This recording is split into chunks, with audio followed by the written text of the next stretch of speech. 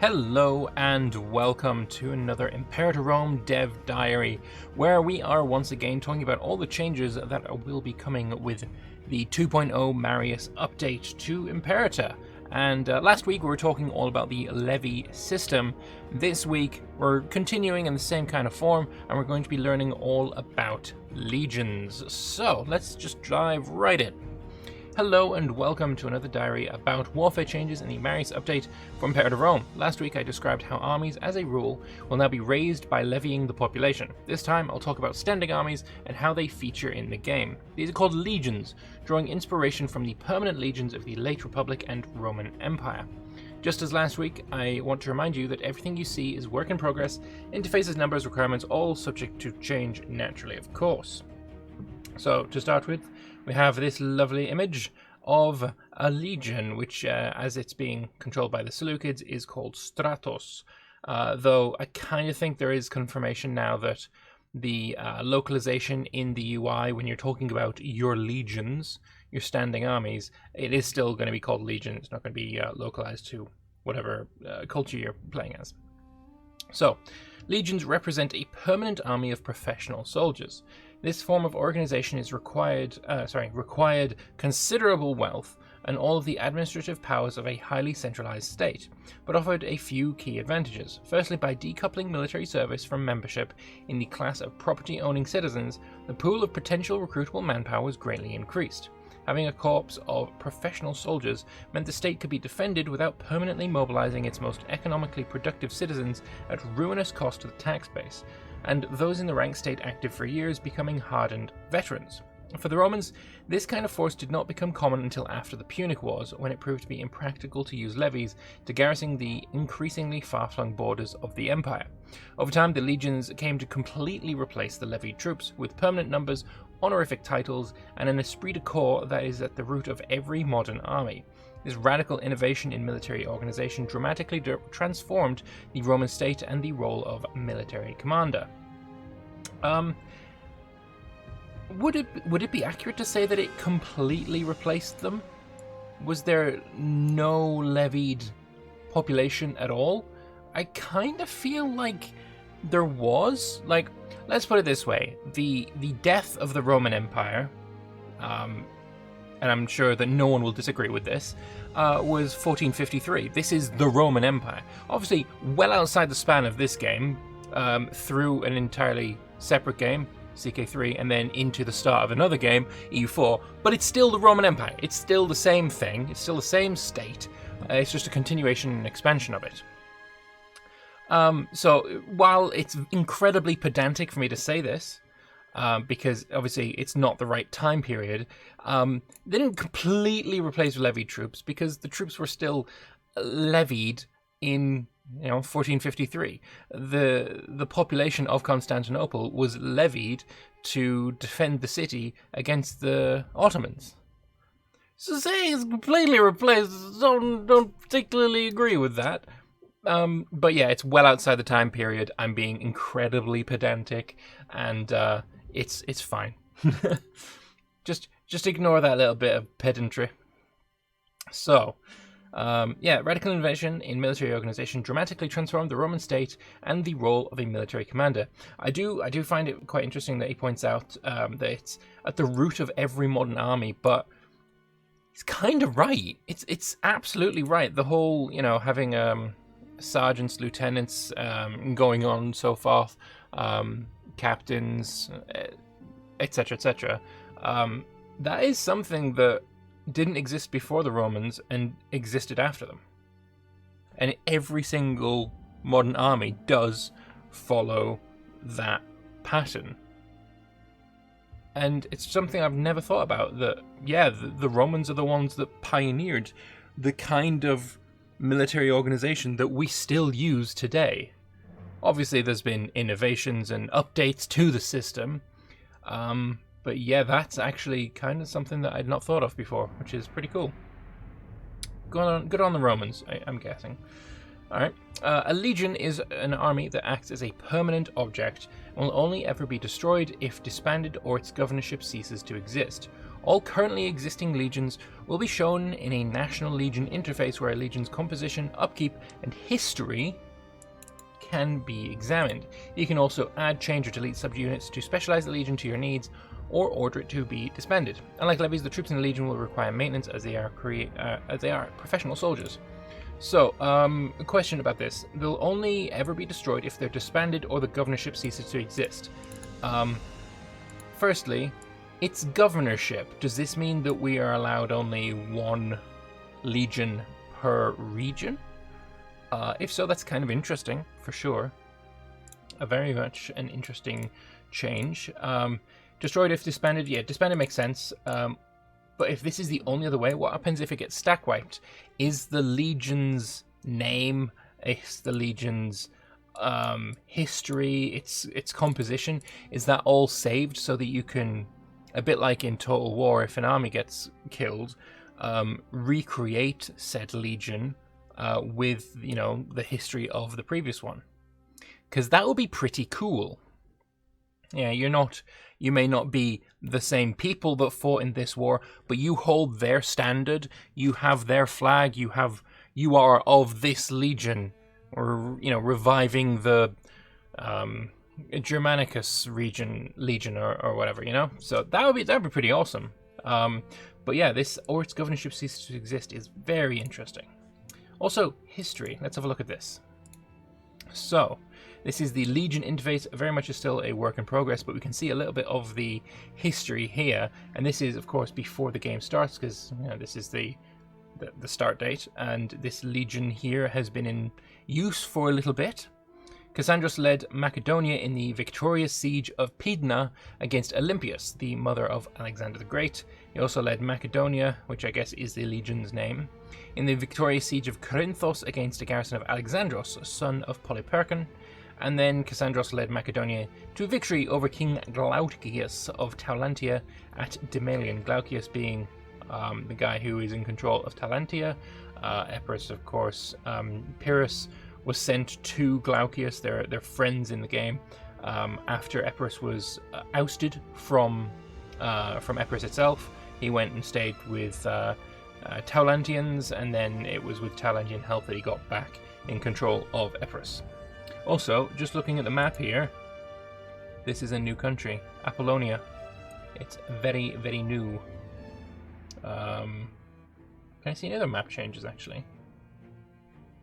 I'm thinking you're new, Maeotia. I'm pretty sure you're new. I might be wrong, but I'm pretty sure you are. And Paeonia, I thought, went a bit further south than this. Also, holy shit. Okay, I just noticed a lot of new stuff.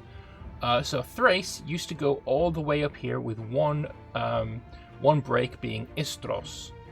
Now there's 1, 2, 3, 4, 5, 6, 7, 8 little vassals of Thrace here. That is incredibly interesting. It's super duper interesting. Alright. We also have these new symbols here, which from looking at it, they're in places where there are ports. Like, I recognize all these spots as places where one can find ports. But it kind of looks more like a lighthouse. It'd be something to look into further. But yeah, I don't recognize that UI element.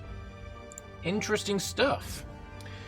As you can see in the screenshot, legions are created from the National Military Interface, where they occupy their own tab. Oh yeah, of course, because we can see here, because Macedonia also owns a little bit of Greece, you can see Greece is here as well, and I guess if you click this button, that is where you raise a new legion. So I guess this whole creating legions is completely divorced now from the macro builder. Should certainly be a change. I'm sure the macro builder still exists, right? It has to. But having a look, I don't see it.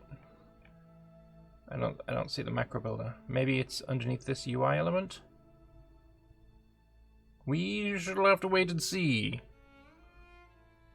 It'd be very interesting if that is what is the case. Alright. Alright. Much like levies, legions are raised from a region under a governor, and each unit in the legion reduces the potential levy from the same region by 1. The levy size also acts as an upper limit on how many units can be added to a legion. I like that, that's pretty interesting. So if you can't just have a big spam army using troops from all over the place because, there's not enough pops in the region where they're being raised from. That makes sense. I like it. Where a levy consists of an assortment of units based on the culture of the pops being called into service, the troop composition of the legion itself is entirely up to the player as long as the country can afford it. This means that as long as a unit type can be levied anywhere in your nation, you can also recruit these units for your legions. Additionally, you'll have control over support cohorts like supply trains and engineers. Okay, so I'm both okay with this and a little bit iffy on this because while it makes sense for, say, the Antagonids to raise to put like elephants in their primary Syrian legion where their capital is, it makes sense for that. I also feel like it may be best if it came with like an additional cost, or if there was a limit on the amount of units you could just pull randomly from other parts of your empire. Like, the Antagonids aren't going to fill their entire legion, their entire professional soldiery standing in the capital with elephants. That makes no sense at all. There would be a limit to the amount of elephants that they could bring from, Babylon and Persia and India. There would be a limit on that amount, and there kind of doesn't seem to be one. And I feel like this is where the mod that Starchitect created would come into play. He made a mod where, depending on the amount of, say, iron in your nation, is the amount of heavy infantry that you can support. The amount of horses in your nation is a limit on the amount of horses that you, cavalry that you can support. The limit on the amount of elephants in your nation can, say how many elephants you can support in your armies. And it wasn't like a hard limit. You would be able to go over it if you so desired, but the more you went over it, they would get incurring penalties to their performance because you're spreading out the available resources between more and more people, so it wouldn't work as well. I really, really like that mod and that system, and I feel like that could have been done here a little bit. I don't know. I think just that mod needs implementing wholesale, if I'm being honest. But yeah, okay, fair enough. Adding units to a legion will come at both an upfront gold cost and manpower, as well as maintenance cost over time, naturally. So it's basically the armies that we have right now, except they're limited to 1 per governorship, which is, yeah, it's certainly an interesting change, for sure. For sure, okay. At the start of the game, the vast majority of countries in the world are unable to create legions, and in order to change this, a republic or monarchy must adopt the appropriate military reform laws.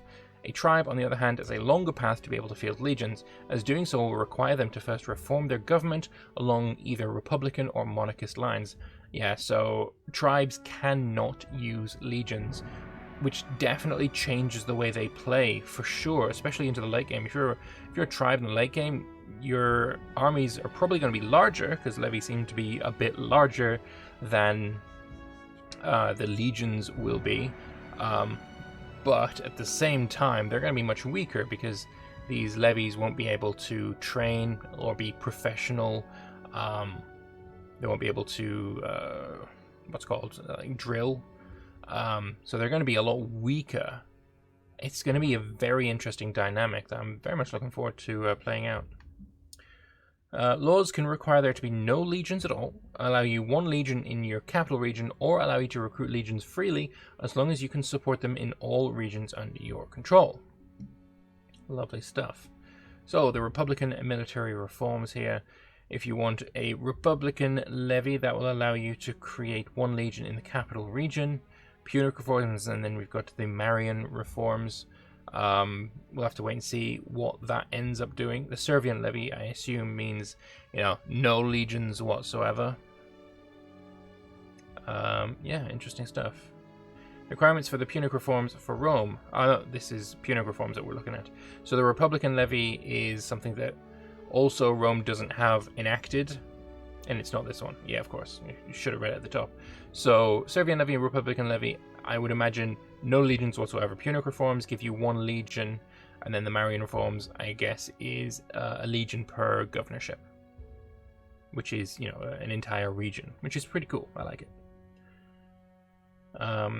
Unlike what the tooltip would have you believe, the requirement does not actually care about how many ports you have. Fair. Fair enough. Yeah, that needs changing then. Has greater or equal to 3 ports. Sure. Military reform laws have been redesigned for both republics and monarchies in the Marius update, allowing you to decide the size of the levy you want and to what extent you can recruit legions. Republics will by default feature larger levies than monarchies, but also have a slightly harder time unlocking the laws that allow them to raise legions. Alright. So we've got here one of the martial advances, cohorts. Law for raising legions freely can now be enacted. Alright, so cohorts is actually fairly far down the tree here.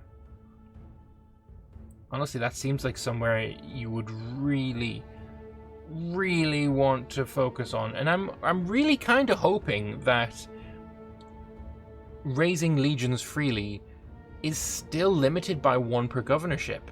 I really hope it is. I don't want to see like a fuck ton of armies wandering around. I would much prefer it be, you know, always limited by 1 per region. I think that'd just be more interesting. Make warfare more interesting. Larger, but more limited amounts. I like it. Enacting the law Punic reform in Rome, or the Provisioning Act in another republic, will unlock the ability to form a legion in your capital region. This law requires that your country is at least a major power, and that you have researched the professional soldiers invention in the martial invention tree. So professional soldiers, can I see it in here?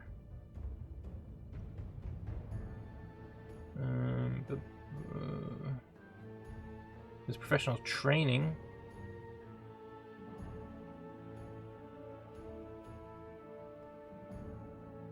There's professional training there. I don't see anything in here for it. Okie dokie. Maybe he does mean professional training. It's around about the right level, I guess. To be able to recruit regions in any region, legions in any region, a republic needs to unlock cohorts, military invention, as well as reaching the rank of great power. Yeah, so this seems like it is what I think it is. Like, to be able to recruit legions in any region, so 1 per region, you need cohorts. Whereas cohort says, you know, make them freely. I just hope that, you know, freely means 1 per region still. So, as for the monarchy, Royal Guard will let you raise a legion in the capital region. I guess Royal Army will be 1 per region as well. Lovely stuff. Monarchies will have somewhat smaller levies by default than republics do, but in return all they require to be able to raise their first legion is to be a regional power. Additionally, all Diadochi kingdoms start with this law enabled, and with a legion already existing in a historical location. To be able to raise legions without restrictions, a monarchy is required to be of the same rank and of the same inventions as a republic. Lovely stuff. I'm going to the legion history. Since legions are a permanent military unit, they never really go away, barring strolls down to Cannae or through the Teutoburg-Wald. Okay, so maybe being stack wiped does remove the legion. That might end up being the case.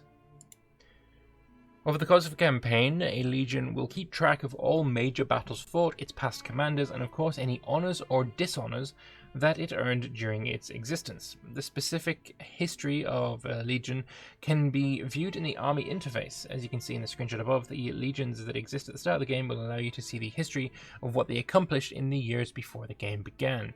So Antigonus led Syria to victory over Eumenes in Tayanitis, and then he led Syria to victory over the Perdican satraps Alcetas, Attalos, Dokimos, and Polemon at Cretopolis. Very cool. I love that. I love this. It's awesome.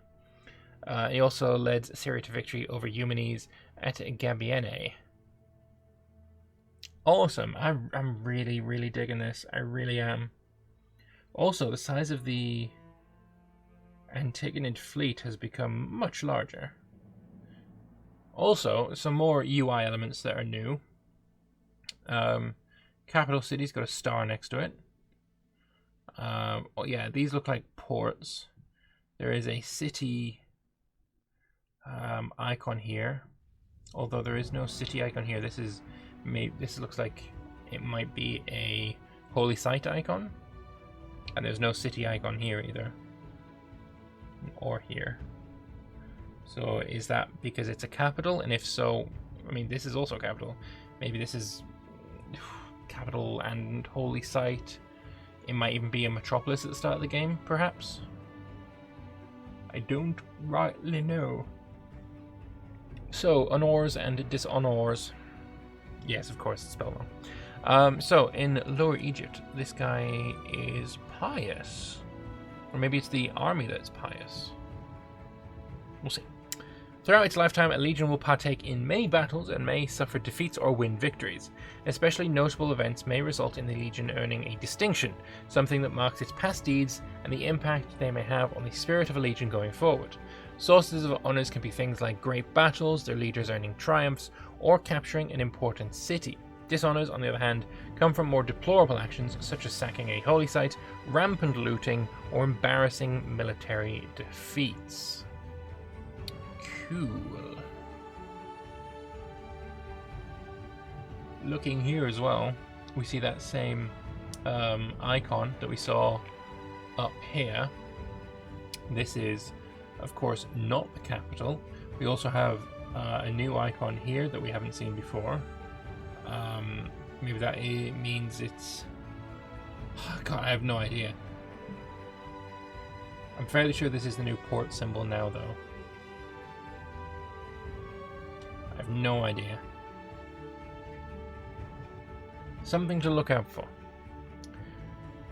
But yeah, I really like this honor system. This looks really cool. And apparently honors are going to give you a little bit of a bonus, or this has to be the commander, right? Is that the army that's getting plus 10 morale of armies? Because if so, legions are going to be fucking incredible. Alright, let's have a look. So, the sacking for the gods. The gods look favourably on Aegyptiacus Stratus, who sacked the site of a god not worthy of being mentioned. The holy men and women tried their best to stop our soldiers, but against an army, there was little they could do to resist. Had their god been as powerful as they claimed, they surely would have been able to put up some resistance to protect their holy site. So, Lower Egypt, I guess, is the name of the legion, will be awarded pious. For 2nd century of Tyros, on that date, the recognition pious was given. So the army itself is what gained pious, which means the army as a whole gets 10% extra morale of armies. That's big. Also, loyalty gain chance went down. Okay. That is huge. Earning those honors is going to be massive. Although, seeing the honor above the commander is a bit weird. Like, is it him that has it, or is it the army? Like, this makes me think it's the army. This, where this icon is, makes me think it's him. I don't rightly know. Alright, when an honor or dishonor is attained, an event will pop up to describe how this came to be. Both honors and dishonors will leave permanent marks on the specific legion, visible in the legion interface and conferring a permanent bonus or penalty to it from that point on. They'll also have a name and description that, together with the entry in the legion's history, will remind you how they were earned. I feel like this is massive. This is huge for roleplay. Like, you being able to know exactly what your army has done throughout all of its history, and with the history being a permanent mark upon it. Like, yeah, I'm looking at this thinking, Jesus, 10% morale of armies is huge. But what about if they have a defeat later on?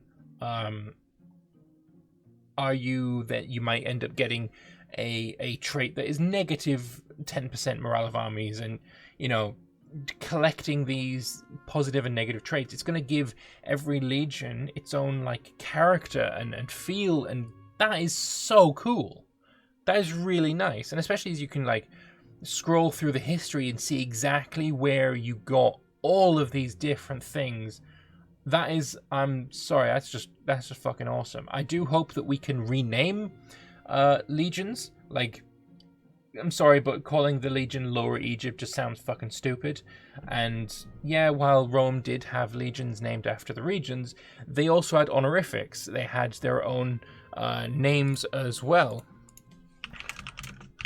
Just as a little bit of an idea, of course, we have the legions named after areas, like Legio 9 Hispania, we have Legio 5 Macedonia, but we also have things, Legio 1 Germanica, but we also have things like Legio 13 Gemina, Legio 5 Alaude, Legio 15 Apollinaris.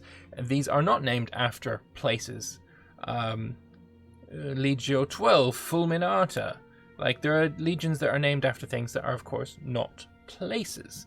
And I feel like that is kind of neat, and we need to be able to do that. I know when I played my sort of roleplay Rome run, I named all of the legions that I had. I think I had 3 legions, and I named them after what they did. Like, I had a legion that was... they held the line in a crucial battle, I think against Macedonia. They stood atop a hill while a huge force, like double its size, came and tried to crush them.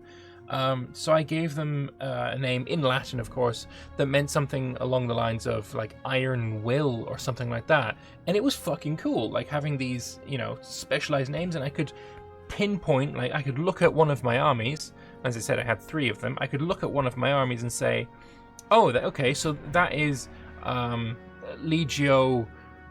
I can't remember what I called it, like Ferris Vitae or something like that. That's Legio 1 Ferris Vitae. It's called Ferris Vitae because of this battle that I remember distinctly, because it was a thing that happened and was so important that I named the legion after it, and I want to be able to do that here. Like, maybe they could start by being named after a region. Maybe that can be its default, right? But then, maybe if it does something, if it earns one of these honorifics, maybe anytime you earn an honorific, give us the opportunity to rename the legion. Sure, you can still have Lower Egypt maybe in parentheses after it or something, so you know where it's from. But this kind of customization and you know, like I said, just naming your legions after something fucking cool that they did is kind of necessary. I know I remember I also had a really big legion that needed to be split up because they needed to go into 2 different directions or whatever. So I named them like something to do with twins. I think I named it like Romulus and Remus because, you know, twins. Or something along those lines. Or, no, it wasn't that. It wasn't that. It was the complete opposite. I had 2 legions that were very depleted, so I merged them. And then I called the legion, like, in Latin, of course, I can't remember exactly what it is, the twins. So twin legions merging together to form one. I thought that was pretty cool. It was a bit of flavor to each of them, and that happened because I was able to rename the legions. If I can't rename the legions here, I'm going to be very iffy on it. I mean, it's still a really cool system, but please let me rename the legions, because especially this one. Lower Egypt has been awarded Pious. I'm sorry. Fuck that. No army would be called Lower Egypt. Sorry, no. Anyway, moving on after that little rant. Legion commanders, legates, and tribunes. Now this I'm very, very, very happy about, because armies are going to have more than one commander. Like, you know, every army did. Of course, so good. Finally.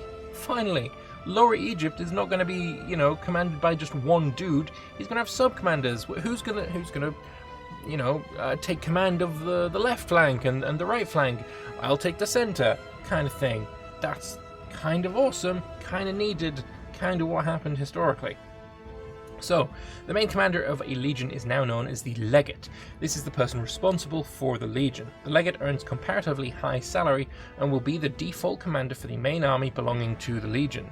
Apart from the Legate, each legion can also have up to 3 tribunes assigned. Tribunes are characters that do not command the legion but are still considered to be employed, making them unable to hold other jobs. Should an army be split from the main army in the legion, the default commander will be one of the tribunes, and a tribune will automatically take the place of the Legate if he or she should fall in battle or otherwise die while serving. Right, just before we move on, so it seems like even though a legion is one unified block, you are going to be able to split off armies from it underneath these tribunes. I would very much like a couple of things to happen here. Firstly, you would not be able to split off an army unless you had a spare tribune to do so. Secondly, I would like it to be the case where... I forgot what I was going to say. Great. Yay. Oh, yeah, I would like it to be the case where these are localized, because, let's be honest, Legate and Tribune, very, very Roman. Very Roman, very Latin. I'm sure there would be some kind of... I mean, Egypt here is Greek, so let's just quickly chuck on some Greek translation. We'll see if we can find something for it. Exarchos. Call it the Exarchos for the commander. And then Vima, apparently, is Tribune. So, yeah. Something like that would be really nice. Or... oh god, I can't pronounce this at all. Here, listen. That one. Something like that. For your sub-commanders, a bit of localization would go a long, long way. Because, yeah, it doesn't feel so Egyptian to recruit another tribune to my legion. It doesn't sit right with me. Adding another Exarchos to my Stratos, that sounds way more flavorful. Way more flavorful. And, you know, flavor is kind of important and kind of what Imperator is being, you know, shit on for a year and a half now. It needs the flavor. It really does need the flavor. Alright, let's move on. Since commanding armies is a full-time job for the legates and tribunes, unlike the governors that command your levies, these are positions very suitable for characters with good military skills. It's worth remembering that since units can become loyal to your commanders and convert to loyal veterans if disbanded, these are positions that can over time become dangerous, especially since disbanding an army under a disloyal commander is impossible, though you may be able to convince them to leave their command in return for a triumph in the capital. Maybe Rome should have tried that. While some of this is familiar from the current version of the game, there is a significant difference here in that military commanders only become a danger to your state once you've begun to create permanent armies. Before that, you might still have reason to fear your governors, who at times can become quite powerful, but you won't really see the type of commanders with large armies loyal to them personally until you start to rely on legions.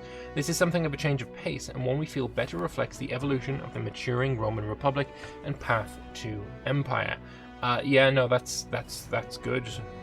It definitely seems like there will be a change throughout the game where, yeah, you start off with one problem, and that'll, while you're fixing that problem and, you know, modernizing your nation to be better at solving that problem, that will in time give you new problems to solve, and, you know, something that's pretty cool. I like it. So, military experience.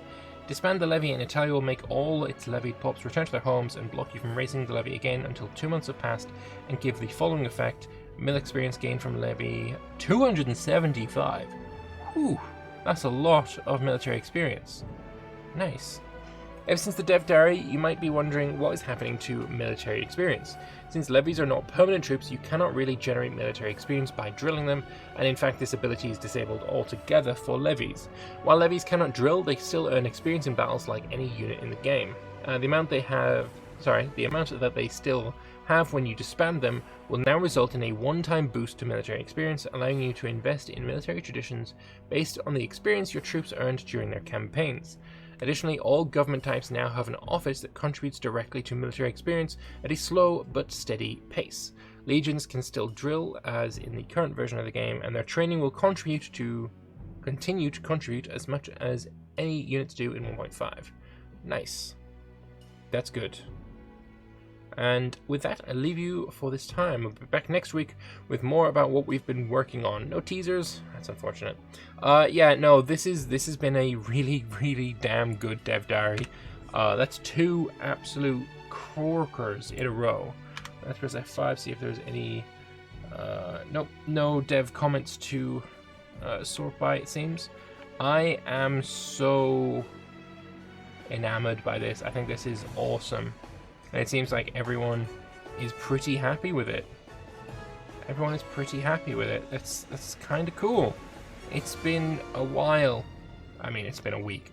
But it's been a long time coming that we've had some, a good run of really damn good dev diaries, and we've got that now. And yeah, I'm just real happy for it. I'm looking forward to being able to use these new mechanics. I want to utilize the legions and have a bit of flavor to my armies. The history of the armies is really awesome to see, the way that they will earn themselves honors and dishonors over time. There's nothing I can really complain about other than let me rename levies and maybe having a limit for the amount of heavy infantry you can raise based on how much iron is in your country. Something along those lines would be cool. But other than that, I'm so down for this. This is awesome. I'm super stoked for it. And yeah, just all good shit. Imperator's now got, in the past 2 dev diaries, it's 2 for 2 for absolute corkers. So yeah, it's fucking good. It's really fucking good. But anyway, I would love to know what you guys think. What do you think of the legions? Are you like me and you think that they're the best shit since last week's dev diary, or are you a salty boy and you think that it's terrible trash and you're completely ruining the game? Blah blah blah blah blah. Let me know in the comment section below. I will be interested to hear your thoughts. You could also click the like button if you like. That really helps me out with the algorithm on YouTube and stuff. You can also help me out via Patreon. There's a link to that in the description below. But until next time, thank you all so very much for watching, and I'll see you then. Bye-bye.